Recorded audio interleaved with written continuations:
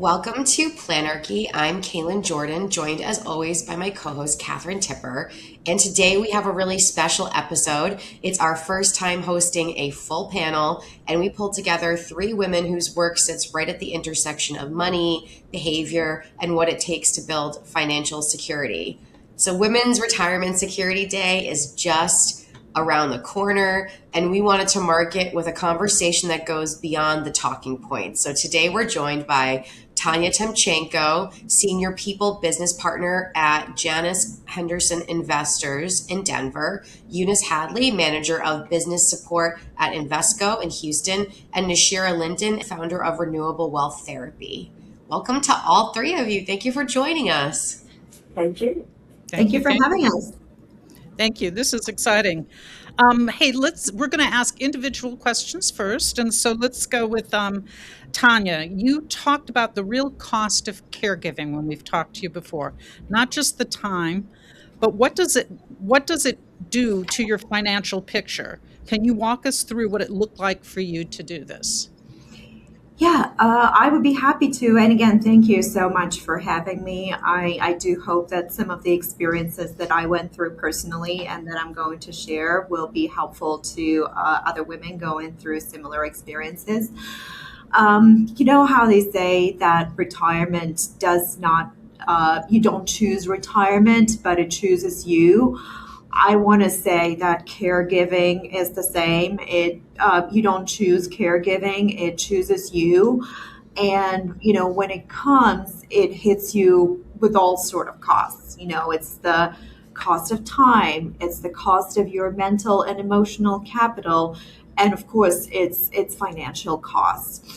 So, just to briefly share what I went through, my parents had to escape Ukraine at an onset of the Russian invasion in 2022, and they came with one suitcase between the two of them. So I all of a sudden just became responsible for the financial well-being of two additional adults, where I had to, start them from scratch, get them all of their basic necessities, from there to taking care of their health needs. This required me to get very creative. At first, it didn't feel very much like a financial burden. The community came together. I can't be thankful enough to my neighbors, my gym crowd back in Atlanta, that just came together and helped us, to get things going by just donating things of the primary needs. But then all of a sudden, the cost of the surprise costs of the healthcare, where you have two adults without health insurance, and how do you get creative about addressing their dental needs and everything around it. It did require a lot of investment that was not expected. I do think it helped that I was creative by finding things that were either discounted or donated or open to community. But it certainly depleted my emergency fund. It went into my savings. One thing that I want to share, I did not ever compromise, was my retirement savings. I never stopped my contributions. They were automated. They were basically the money that I never had access to. I never saw them. The moment the paycheck arrived, it immediately went into respective retirement accounts. So while my emergency fund was depleted, I was able to restore it. But I'm very happy to say that the sense of security for my retirement, it stayed there. Wow. Yeah. It's amazing to be able to pull that off. and this clearly is something you didn't choose, it chose you, and you had to respond to it in real time. Yeah, Kalin, any questions, or we have a question for Eunice? Yeah, I have a question for Eunice. You told us that you grew up being told to save, and it sounds like you did, but at some point you realized that savings in a checking account and investing are two different things. And what helped you get to that kind of understanding? Sure. Well, first, I'm going to say thank you to my parents because that is something they stressed over and over, always to make sure that was safe. But based on their knowledge, the only thing they knew was savings accounts, checking accounts. They knew nothing about investing. But because they stressed it so much, I was always a saver from the very first job that I had. I've always been that person to save. When I started working at Invesco, I gained a deeper understanding of investing and its role in long term financial security. I figured out that having money in a savings account, checking account, that's not going to do it for my retirement. So I realized that I have to do something different. Okay. Especially with the low interest rate. Anyone who knows or has ever put money into a savings account, you're lucky if you get maybe zero point 0.3 in interest rate, right? So I knew Yeah. I had to do something different. So investing for me, it started it just with Invesco, and I've continued ever since. And I realized that it does provide a significant greater opportunity for growth than a savings account or a checking account could ever do. I also realized that I can't rely on Social Security. Anyone who's watched the news recently, we know that the by 2032, Congress is saying Social Security may be out of money. So I know that I couldn't rely on Social Security. So I took control of all of my financial future and I focused on putting money into my 401k. I opened multiple IRAs. I have other investments that I'm making also in some stocks. Of course, I'm getting older, so I've pulled back on the stocks a little bit. I want to be a little bit more. I need reliable securities. So I've done that. And in the process, I've also made sure that I have an emergency fund, 6 to 12 months. My mom always told me that. Always have that emergency fund. But what I'm doing with that emergency fund also is instead of keeping it in a traditional savings account, I do short term CDs with that. And I mean really short term, like 3 months, 6 months, because of course we know that CDs pay a better rate than a savings account ever would. Yeah. So those are some of the things that I'm doing to make sure that I secure my retirement future. Yeah. Sounds great. You built on a strong foundation, which your parents knew the right habits, but you had to really grow in terms of what do you do with those habits when you're an adult in a society where, like you said, Social Security would be great if it keeps, we've put money into it. We'd love for it and we need it for things, but you need to be able to be realistic and really have your own accounts. So, um, Nashira, growing up, what did money look like in your house, and what stumbling blocks do you see that hold women back today? Well, thank you guys for having me. Growing up, my parents actually came to this country. They met and had me. But one of the things that I always say is that I wish I was the person they met when they got here, because really they taught me how to work hard, how to manage the household funds in terms of making sure that our bills were paid and covered. But that's as far as it went. There wasn't really anything after. As long as you graduated from high school and you got a good job, there wasn't no talk about retirement. There wasn't any talk about investing. And so growing up, I decided I wanted to learn more about money. And so went to school and got a master's degree. But I still was missing the conversation about what retirement could really look like for me. And I didn't have those conversations until I started opening up about my own financial situation. But now I do that here at Renewed Wealth Therapy. And so while we may not be talking directly about retirement, we are talking about the emotions, the behaviors, the patterns that get in the way of them for their financial goals, whether that be retirement or something else. And so I see a lot of people who are experts in their field. They may be experts in whether it's medical, whether it's legal. And so the shame around not having their money all together or not having a retirement creates this stumbling block. It creates avoidance. It creates them wanting to talk about anything else other than their finances. And so, really opening up about my own situation or just even allowing them to share what their beliefs are about retirement, it really has helped even engage people in the conversation so that they can get to a place where they're willing and they're able to even start preparing for what that could look like.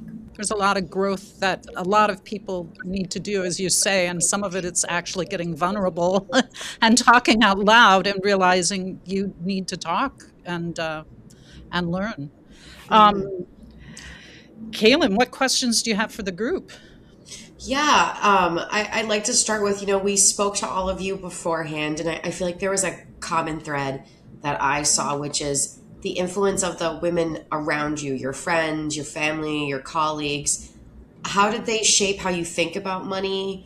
I feel like the stories I've heard from everybody, it sounds like the things that you've heard from your family or from like somebody in your young life influences more about how you think about money than a lot of the professional advice you're giving, because like Nashira was just saying, it's behavioral. So I would just love to know how those kinds of people have influenced each of you.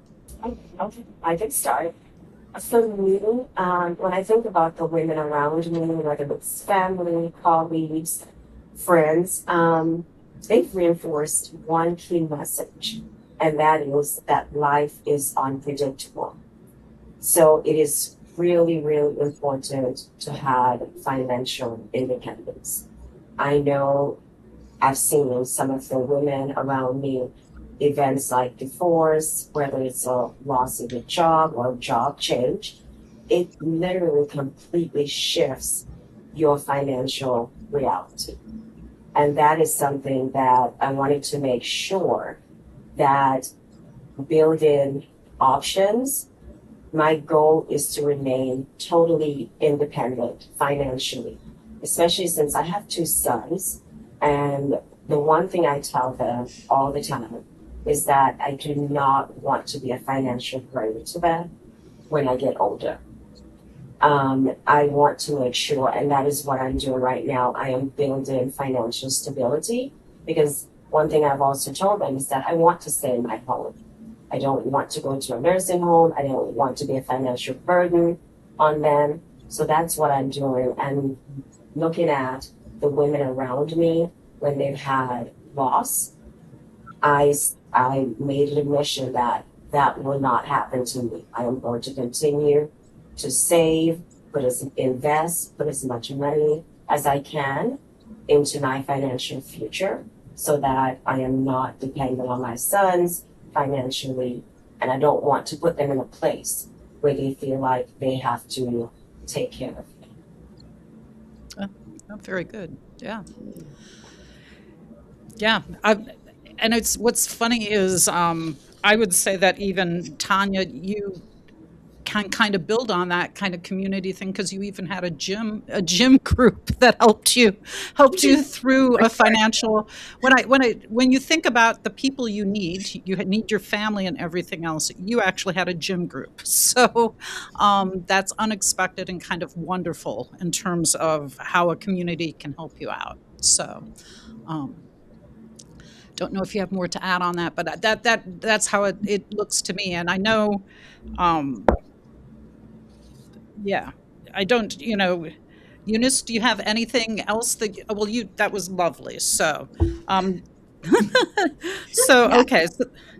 So the next question is whether it's watching a friend go through a divorce, learning from parents' habits, or building something alongside other women.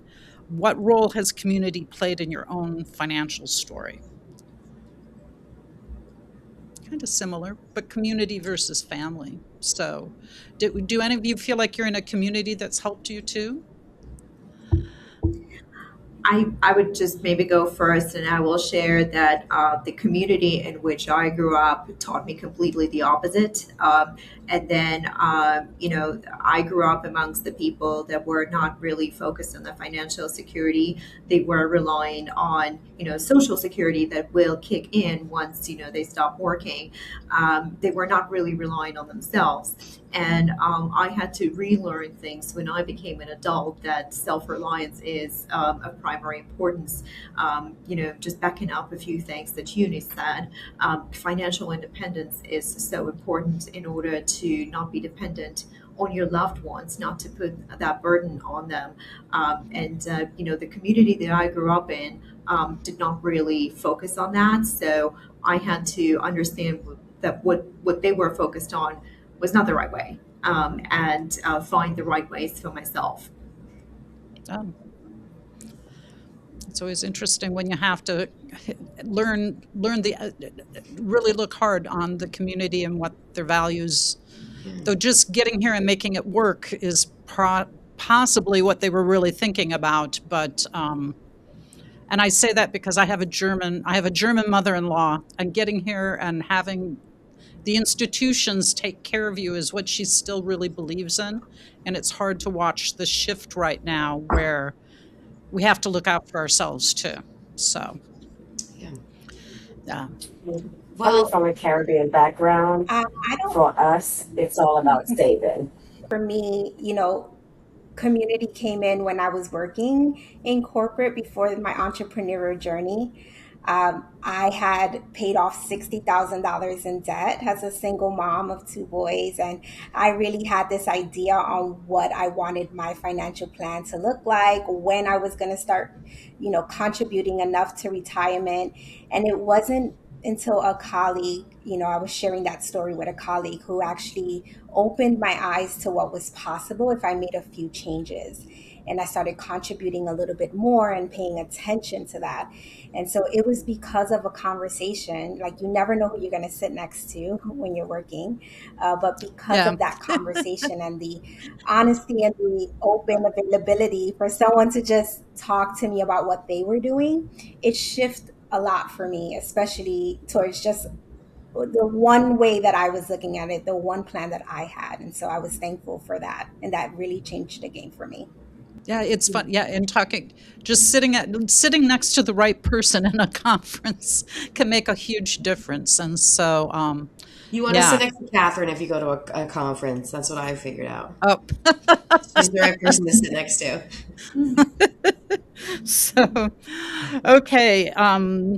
Any other questions, Kalin, that you can think of that you want to close it out? Or I think we'd love to close. We ask the same question of everyone on all of our podcasts, but we'd love to hear from each of you. What is one money myth that you want to bust, that you think would make people's lives easier, or make it easier for women to save? Anybody can jump in.